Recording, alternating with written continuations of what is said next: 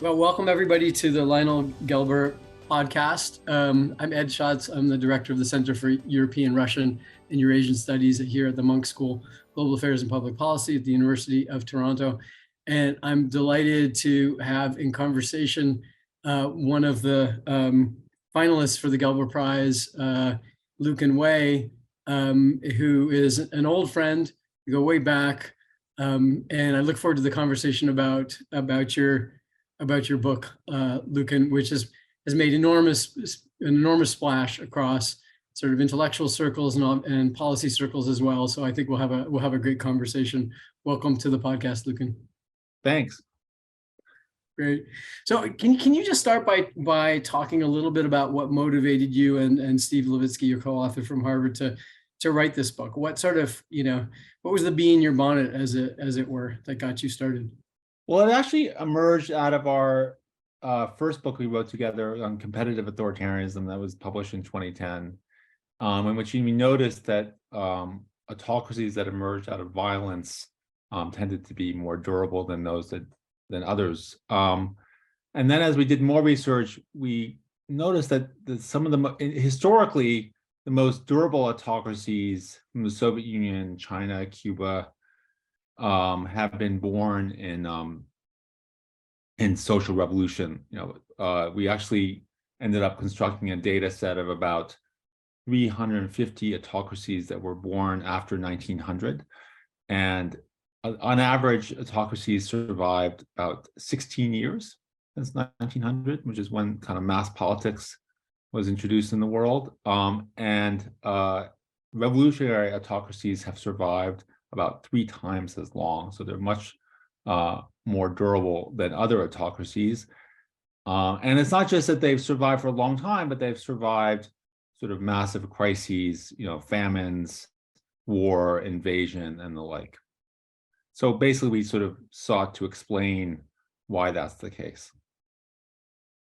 So, as you know, I mean, Lucan, you and I go way back, and one of the things that we experienced when we were PhD students, and now we of course pass along to our PhD students, is how important it is to answer the question why this matters. So what? Like, what's the significance of this topic? Like, why is it an important scholarly agenda to pursue? Yeah, so it's funny because when I wrote this book, I tend to sort of get interested in these obscure historical cases, Soviet Union in the 1920s, the Hungarian Soviet Republic in 1919. So I never really thought of this book as a particularly sort of relevant to contemporary events book. But really, I think the relevance is on a number of levels. One, there aren't that many of these autocracies. There have been about 20 since 1900. But they've been the most, they've had enormous impact on the global world order. The revolutionary autocracies, were the core of the Cold War, for about 50 years.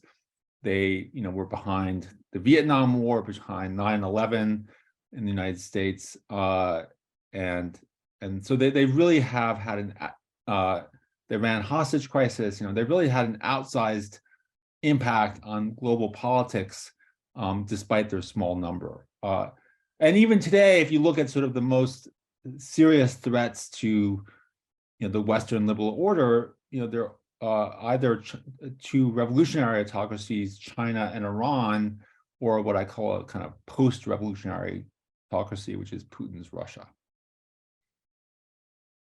Yeah, no, I think that puts it pretty well. So, I mean, 20 cases may not seem I don't know if that's a lot or a little, but when we look at the impact of these 20 cases historically, and not just within their own territories, but beyond, right? That's I think that right. It comes through in the book, I think, pretty loud and clear. Can we just go back a little bit and ask what you mean by social revolutions? Because I know there's a tradition in the study of revolutions, talk about social revolutions, but that implies that there are other kinds of revolutions that might not qualify, that might require a different adjective. Maybe they're political revolutions or cultural revolutions or something else, and without exaggerating the point, there are lots of ways in which the word revolution is sort of used. I mean, in the Canadian context, we talk about the quiet revolution, which might not qualify by your sort of definition, but maybe you could start with that.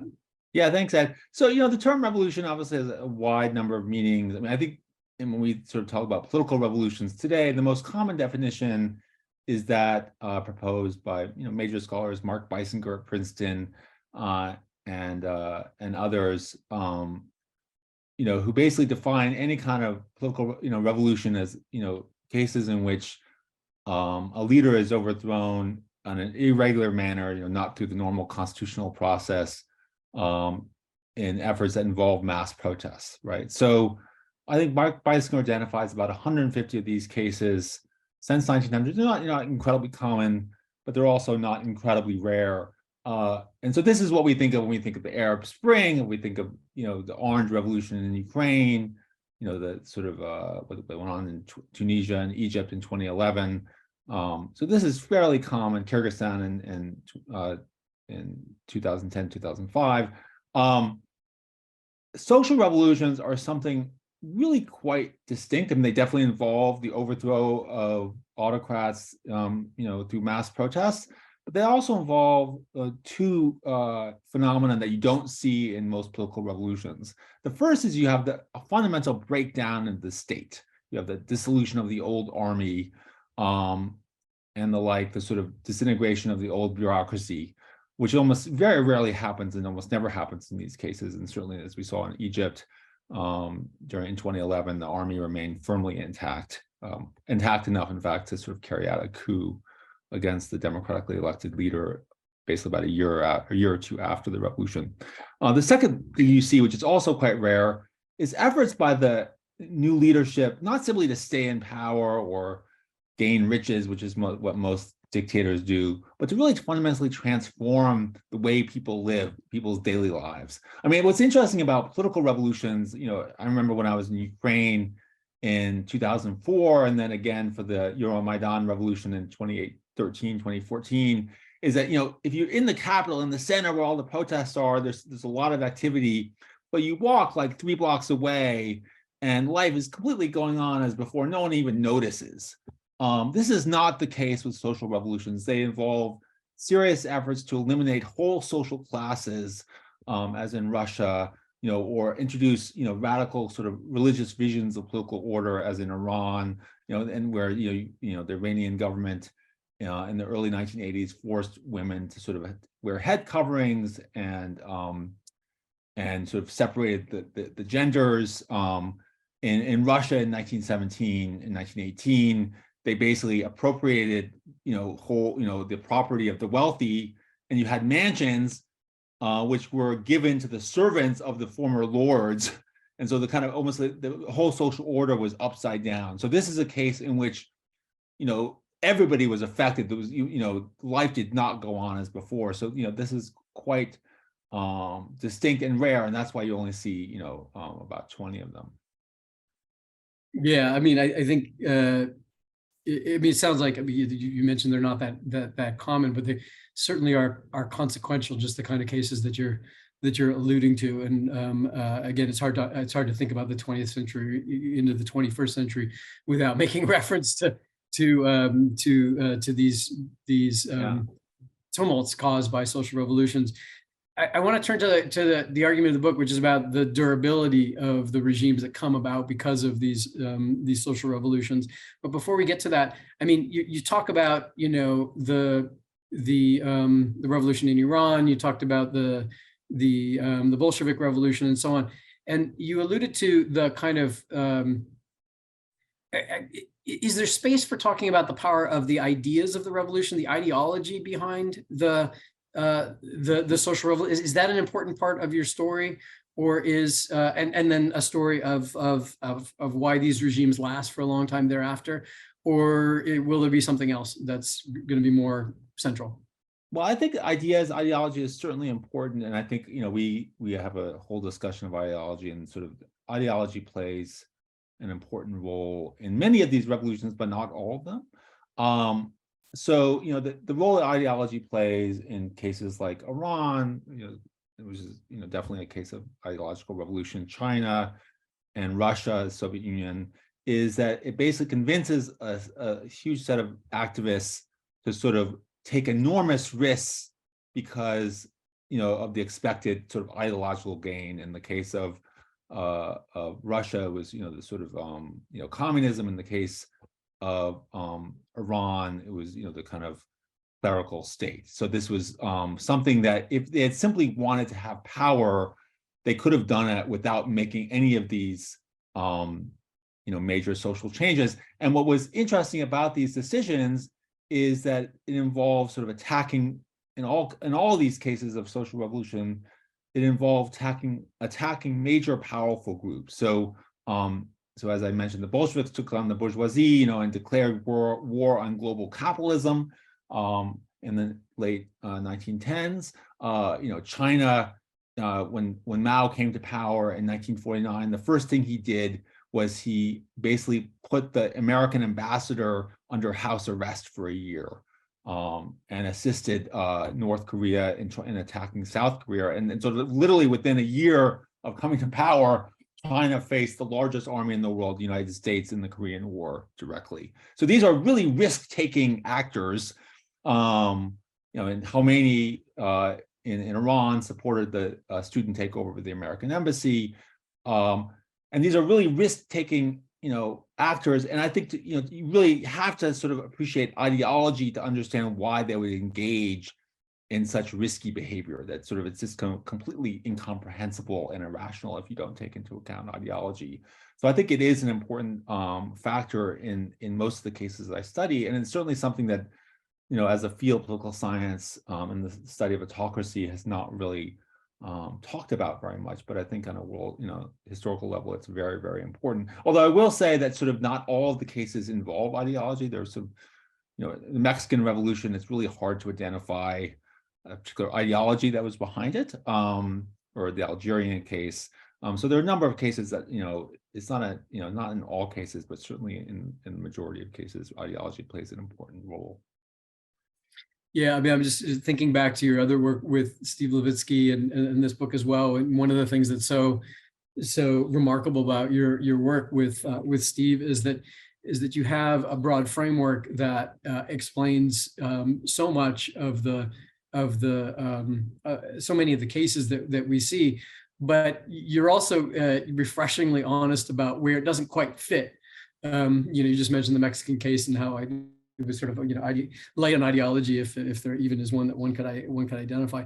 But if I'm right, the argument in the book is less to do with ideology and ideas, and it has to do with other sorts of things. So can you sort of spell out how social revolutions produce this regime, this extraordinary regime durability that that we continue to talk about today? We still talk about the Chinese Communist Party, although the Chinese Communist Party bears very little resemblance to the party that took over the country however many years ago, 70 years ago. But still, the durability question, what are your main sort of causal factors there?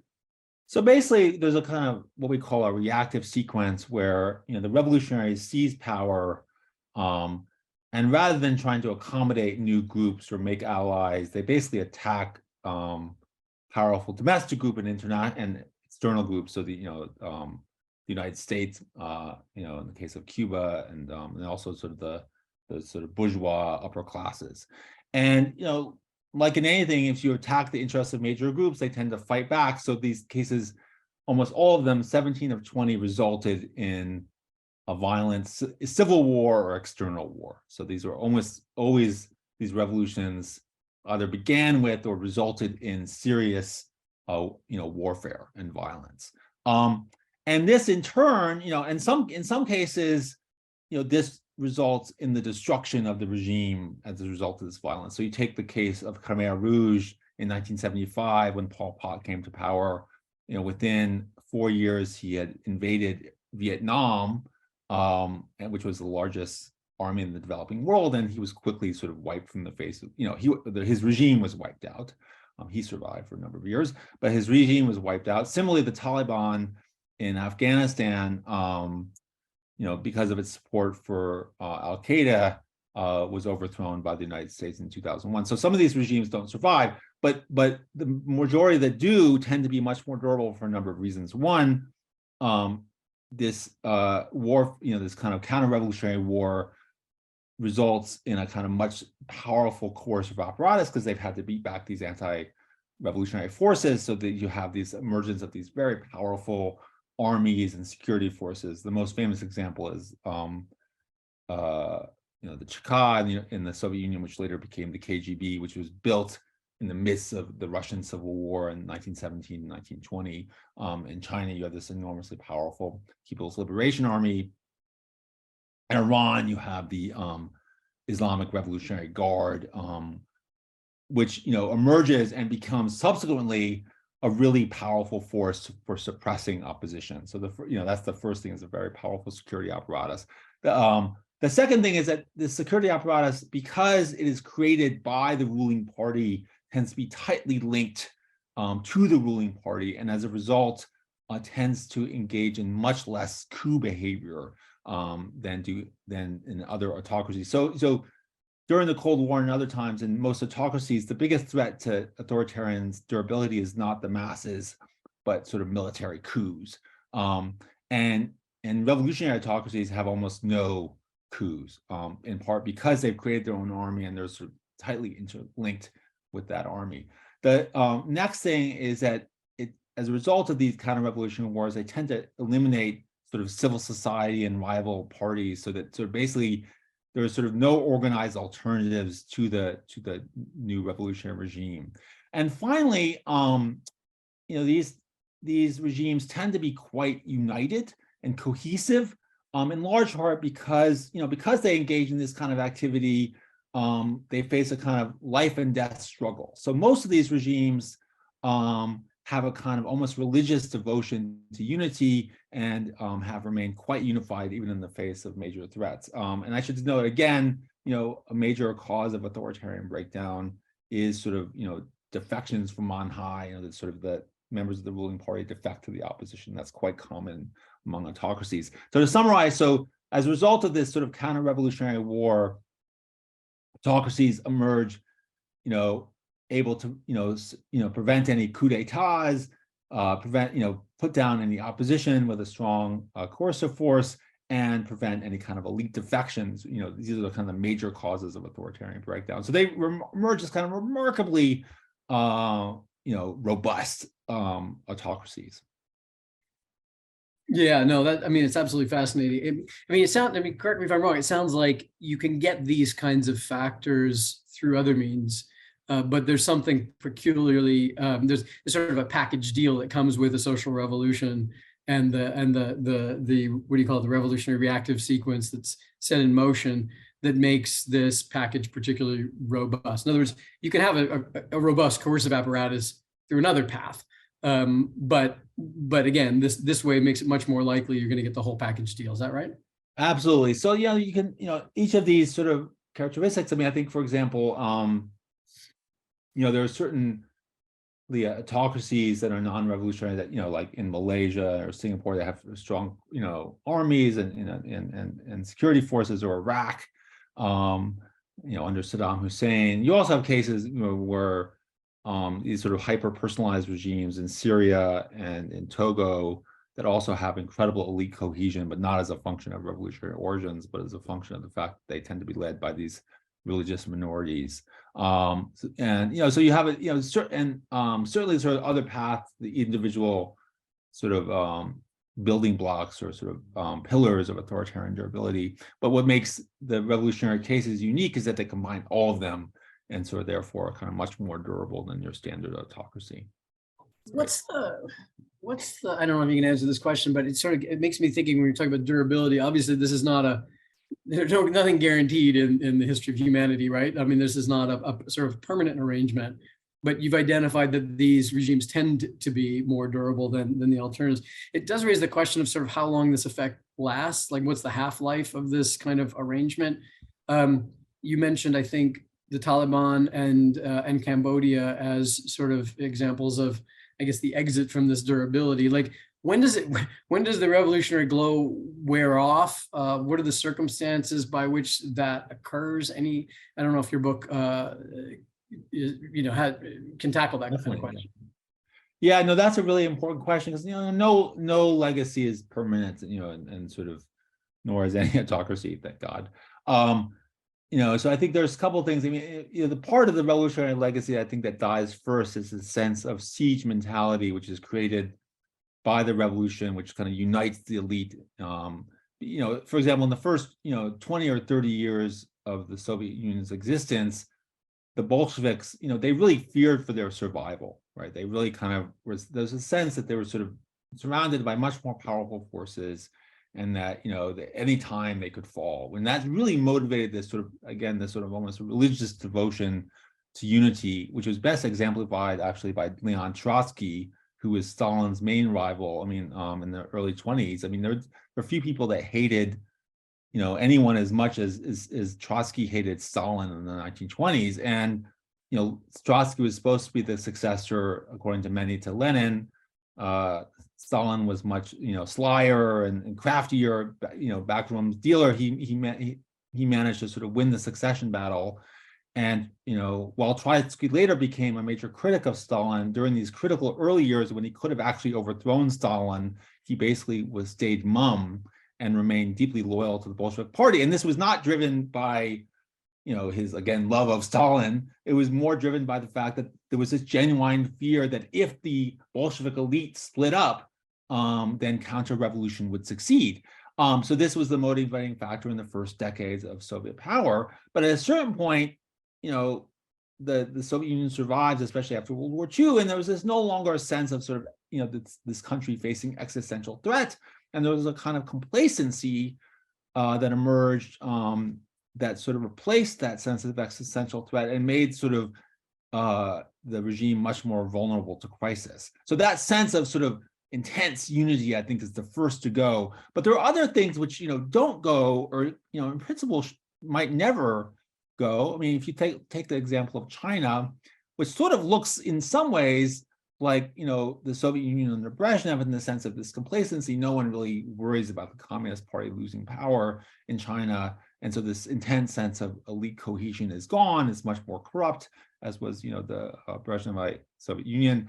But there are still other things that really kind of maintain authoritarian durability in China. The first is that because the revolution, led to this totalitarian state, there's really no organized opposition in China, which is interesting, even though China has grown enormously and is now an upper middle income country. You might think that economic development would kick in, but in fact, that's not the case. There's been economic development, but it's hard to measure civil society, but those that do from VDEM show that sort of the strength of civil society in China is about half as strong as the average strength of civil society in poor countries. So even though China is much wealthier and more developed, it has a much weaker civil society than in places like Tajikistan or sort of very poor countries. And this is interesting because it's quite different from the pattern, the trajectory of non-revolutionary cases like Taiwan, South Korea, and Malaysia, where you really saw these cases, economic development doing kind of what social science textbooks tell you it should do, which is to sort of develop a sort of strong civil society, trade unions, political parties that emerge and sort of demand political inclusion and sort of create democracy. And this is what occurred as a result of economic development in places like South Korea and Taiwan, but not in revolutionary China. And so there's basically, at some point, I'm guessing the CCP in China is going to fall because nothing lasts forever, but it's not obvious, how that's going to happen. Well, in a way, that was sort of where my next question was going to go, because here we are, in a school of global affairs and public policy. A lot of the things that are done at the school sort of are designed to be public-facing, policy-facing kinds of interventions. And although your book isn't designed necessarily in that way, I wonder if you can comment at all about the kinds of ways in which external actors might exploit the vulnerabilities that begin to emerge over time as durability begins to wane. In other words, to speed up the process, if that's in the interest of external actors to do that. Yeah, I mean, well, that's a hard thing to do because, in fact, in one of the sort of podcasts that I was doing for this book, someone was very excitedly, told me that according to my book, we should challenge Russia and Ukraine, which was definitely not what I intended to do.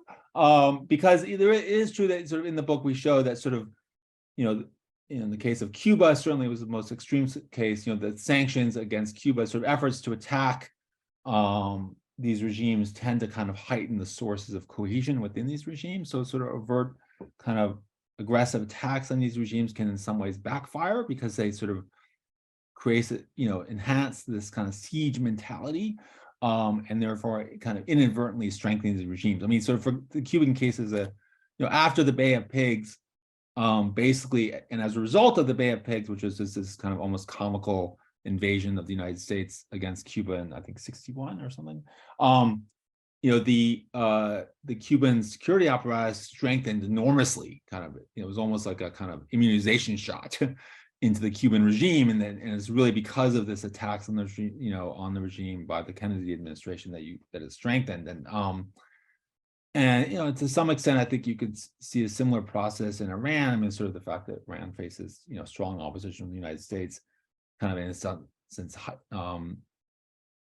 strengthen the regime. At the same time, I do think that that actually Russia shows that if you don't do anything in response to these regimes, that can encourage them to sort of engage in this aggressive external behavior. So I think that it's not the case that somehow accommodation is going to sort of result in a softening of these regimes. And it's really, I think it's almost a case by case basis. And clearly, like sort of, accommodation under Gorbachev in the late 80s was, entirely the appropriate response.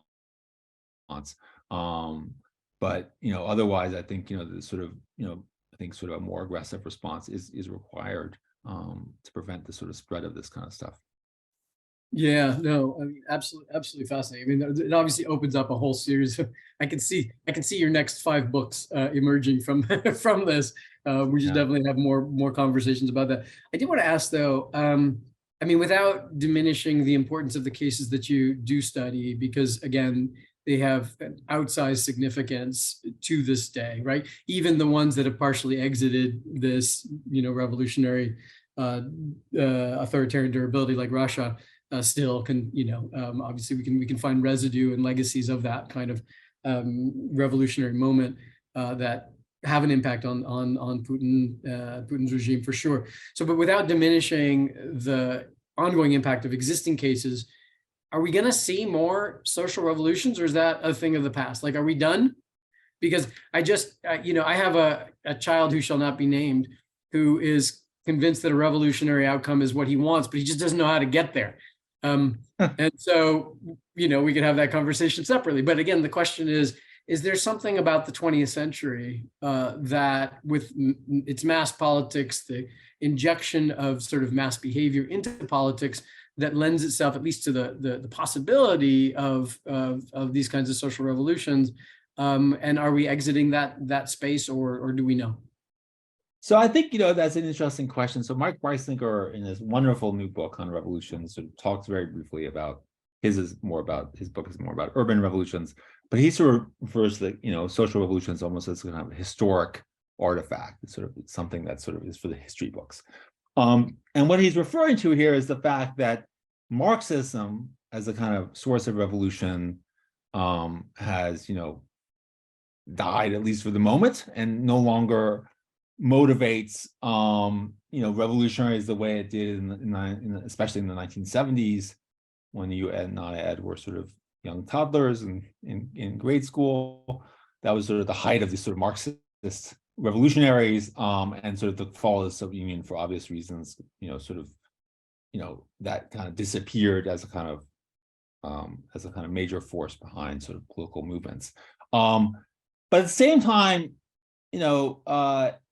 if you look at sort of what is broadly accepted as a sort of source of social revolutions, are two things. One is state collapse and state failure, and the second are radical ideologies. And neither of these are going away. You have the end of the Cold War brought extreme state weakness in parts of the world, and also, the spread of internet, and like has also enhanced, extremist ideologies. So the sort of raw material, and maybe we just don't know what form they're going to take. I mean, but the raw material for social revolutions is still very much there, and I don't think that, I think that just because we can't imagine how it might emerge, in what form, I think the sort of bigger structural sources of revolution, social revolution, are still very much out there. So I very much do not think it's the era of social revolutions is over. Seems like that's an inherent piece of any kind of revolution, is that it's unforeseeable before it happens, and then it's Absolutely. considered inevitable after it happened. And it's but the element of surprise seems to be sort of an integral part of this. So I'm what you say, that makes absolute sense.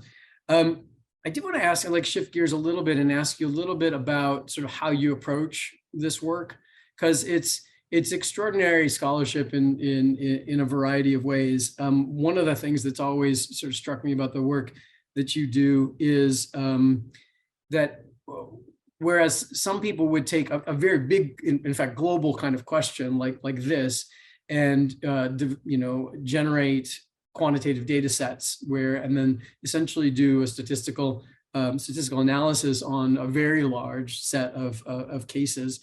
You do a little bit of that, but really, I think the bulk of your book and its power, I would suggest, lies in sort of medium end, sort of, these 20, is that right, case studies that you've got, where you do a deep enough dive in order to figure out how it fits into your framework, or maybe challenges a little bit your framework.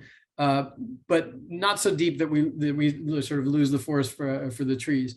And I guess I don't know if how did you come upon this sort of medium end strategy? Like, why does it make intellectual sense to you? What do you think we get from this, as opposed to, on the one hand, the broad statistical work, and then on the other hand, the sort of, deep dive into a single case or two cases? So that's a really interesting question. And a lot of this is, I think the case selection, I've been co-authoring with Stephen Levitsky. We met in graduate school in Berkeley in the 1990s, and we've been co-authoring for about, now 30 years. And I think, what's always sort of made case selection for us really hard is that he is a Latin Americanist, and I studied the former Soviet Union. So normally, and we're both sort of qualitative scholars, very much, we don't have any skills. Thank God, University of Toronto hired me, because I didn't do any of that kind of stuff, and I think there's a real value in sort of in-depth case studies.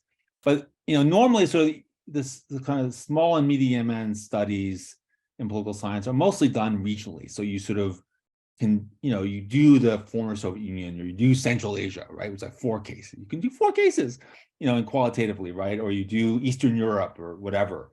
But since we're doing cross region, he does Latin America, I do Eastern Europe, former Soviet Union. You could never want a study of like former, Latin America, former. So that just doesn't make any sense. It's completely bizarre.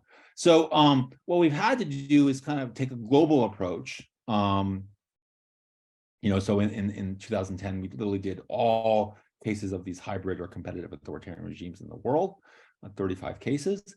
And in this latest book, we realized that we actually, and to do social revolutions, because we're covering such a vast swath of modern history from 1900 to the present, we really had to kind of start by doing a kind of quantitative analysis of all cases to basically prove our point to all those doubters out there that revolutionary origins actually do produce durability. And here, I think, collaboration, and this is, very much of a positive trend in political science, is that, it's becoming increasingly common to have lots of co-authors. And I think for this kind of project, it makes lots of sense because there's a lot of stuff to do. And so I basically got my, these star graduate students, Jean Lachapelle and Adam Casey, to help me, first of all, collect a data set of all authoritarian regimes since 1900, and then to sort of do the statistical analysis to really show, using all sorts of latest techniques and the like, that in fact revolutionary origins do predict durability, controlling for all sorts of things that like economic growth and the like. And that was, I'll just be out there. John LaChapelle, my former graduate student, who's now a professor at University of Montreal, was really, he was, had the capacity to do that, and really sort of did this statistical analysis that we published in World Politics. And that was sort of, to show that basic point. But the sort of where Steve and I came in was really kind of showing the causal mechanisms in, actually, it's not all 20, we have 13 cases of this 20. But the sort of having done the statistical analysis gave us a little bit of the freedom to kind of pick and choose cases that we thought kind of illustrated both the strengths and weaknesses of our argument, and not have to worry about charges of cherry picking, because we already had the statistical analysis to show that there was, this, likely causal relationship in the, control for all sorts of things, but it gave us the freedom to kind of focus on the causal mechanisms, which is something that really intellectually for me kind of drives, gets me up in the morning. And so, and do the kind of in-depth, work on sort of secondary sources to really show these causal mechanisms. And so for me, like, I like stories, and I never believe correlations. I just always think there must be something behind them, unless I actually see the causal mechanism in operation. That's what satisfies me. But I ultimately think that, this is an example of mixed methods, and I think it's also an example of collaboration, cross generation, because I think that sort of the political science that you and I were trained in, in the 1990s is just very different from the one today, right? And so I think that this is, so science broadly understood is a kind of collaborative enterprise, and I think this is certainly an example of that. No, that's exactly. I was going to ask about collaboration. I mean, maybe I'll ask you that, and then and see where you go with it. I mean, you've known Steve for 30 years. You've collaborated with him on a number of articles, and now two major books making major splash across a discipline and beyond. Without tricking us with the story of how you guys agree on everything and always have. How does that work? Like, presumably you approach things, even just by virtue of starting with different regional perspectives, you must approach topics with slightly different intuitions about what's going on. Can you say anything about how, like what's the magic sauce that allows a collaboration actually to work? Well, I think it's interesting you said. I mean, it is a, in some ways a kind of almost intimate relationship with the co-author, because we spent, intellectually intimate, that we spent a lot of time together. But I think what makes it work is that at some basic level, we share intellectual tastes and sort of broad sort of epistemologies and, about the world, which, so, when I've co-authored with people, you disagree on these sort of, either in what's interesting or on sort of what counts as proof. That's a sort of going to be a failed enterprise, because you're just not going to be able to work. So I think we share a basic sort of, I guess I don't know any other word for it than intellectual taste, of what we feel is like good work, and on most substantive issues we end up agreeing. What I think for me, at the same time, I mean, it's interesting in that relationship, I tend to be always more out front, trying to push us to have more hypotheses and, make arguments. And Steve is always the adult in the room saying, wait a minute, that doesn't really work for X number of cases, which he's absolutely right on. And sort of ultimately we come to sort of a compromise and sort of the, but I think that one of the nice things about this kind of collaboration is that it kind of weeds out the bad ideas much more quickly. Like, sort of when I write individually, I have to write a draft, and then someone like you reads it and goes, ugh.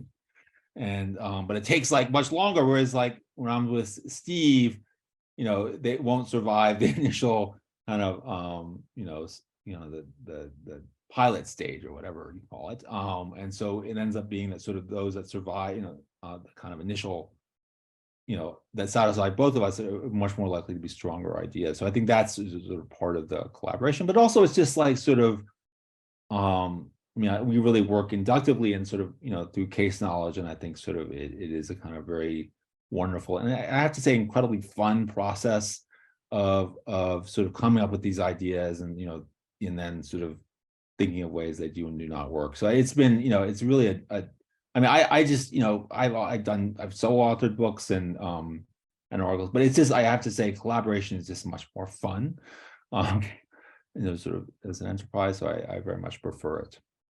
Well, I mean, it's working. Whatever it is, it's working. It's working extraordinarily well. I mean, some people watching the podcast, listening, may be aware that there are very few, but very well known sort of collaborations, and historically, at least in political science or in comparative politics in particular. And Way and Levitsky, or Levitsky and Way, whichever way you want to put it. I mean, you guys have made your mark, and it's not, and with good reason, you guys are up for this prize. I mean, it's terrific scholarship. It's amazing. You mentioned that, you were lucky that you said, thank God the University of Toronto hired you, as if it isn't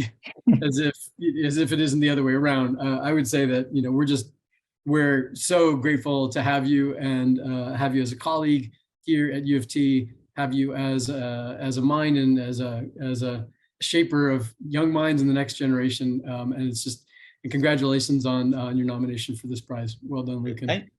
Thanks, Ed, and really thank you to the Gilbert Prize Committee for this. It's really an honor.